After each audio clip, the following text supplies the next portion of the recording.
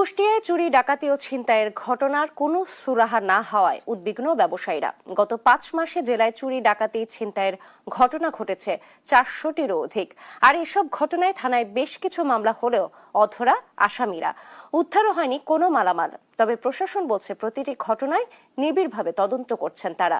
Nahid Hasan তিতাসের report.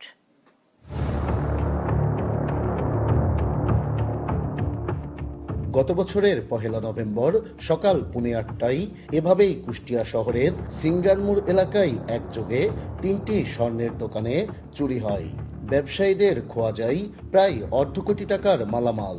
CC ফুটেজে দেখা যায় 5-6 জনের একটি চোরের দল দোকানের তালা ভেঙে নিয়ে যাচ্ছে মালামাল। এ ঘটনায় থানায় মামলাও করেছে ব্যবসায়ীরা। 5 মাস পেরিয়ে গেলেও কোনো সুরাহা হয়নি। বেলা 11টার সময় শুক্রবার ভোরবেলা দেখতে পারি যে দোকানের তালার খোলা। তো খুলে দেখি যে কিছুই নাই, মালামাল যা ছিল সম্পূর্ণ নগদ টাকা, সোনা, ডায়মন্ড, অপেল টপেল যা ছিল হাবিজাবি আনুমানিক আমার মনে হচ্ছে যে 42 লাখ। শুধু স্বর্ণের দোকানই নয়, একইভাবে গত ডিসেম্বরে সকালবেলায় শহরের জনবহুল এলাকা 5 রাস্তার মোড়ে এক্সচেঞ্জার নামে এ দোকানের তালা ভেঙে চুরি করে নিয়ে যাওয়া হয় 150টির মতো মোবাইল ফোন। এতে ব্যবসায়ীর খোয়া যায় 40 লক্ষ টাকা।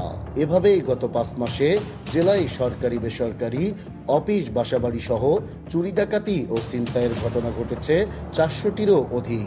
আমরা এই চুরির জন্য মামলা করেছি, আমরা পুলিশের কাছে দ্বারস্থ হয়েছি, কিন্তু পুলিশ আমাদের হয়ে কোনোভাবেই ওইভাবে আমাদের ফোন উদ্ধার করে দিতে পারেনি। তারা উপর থেকে টিন কেটে তালা ভেঙে আমাদের অফিস রুম থেকে 10 থেকে 12 লক্ষ টাকা তারা নিয়ে যায়। ভিতরের প্রায় 1-2 লাখ টাকার মালামাল নিয়ে গেছে। চুরি, ডাকাতির এসব ঘটনা নিয়ে উদ্বিগ্ন জেলাবাসী। দুষছেন প্রশাসনের তৎপরতার অভাবকে। এতগুলো দিন পার হয়ে যাওয়ার পরেও কেন এখন পর্যন্ত এই চোরগুলোকে শনাক্ত করা হয়নি, এটা আমার দাবি। ভিডিও ফুটেজ থাকা সত্ত্বেও ধরতে না পারাটা, এটা হয়তো বা অপরাধীদের সুচতুরতা, নয়তো বা বলতে হবে আমাদেরই দুর্বলতা। তবে পুলিশের দাবি, প্রতিটি চুরি, ডাকাতির ঘটনারই নিবিড় তদন্ত চলছে। তদন্তকারী কর্মকর্তাদের নিয়ে আমরা আলাদা একটা কমিটি গঠন করে আমরা ওদেরকে ডেকে ওদের মামলার আপডেটগুলো আমরা নিচ্ছি এবং নিবিড় পর্যবেক্ষণের মাঝে রাখছি। এসব চুরির ঘটনায় পুলিশের কার্যকরী পদক্ষেপ আশা করছেন ব্যবসায়ীরা। নাহিদ হাসান তিতাস, দেশ টিভি, কুষ্টিয়া।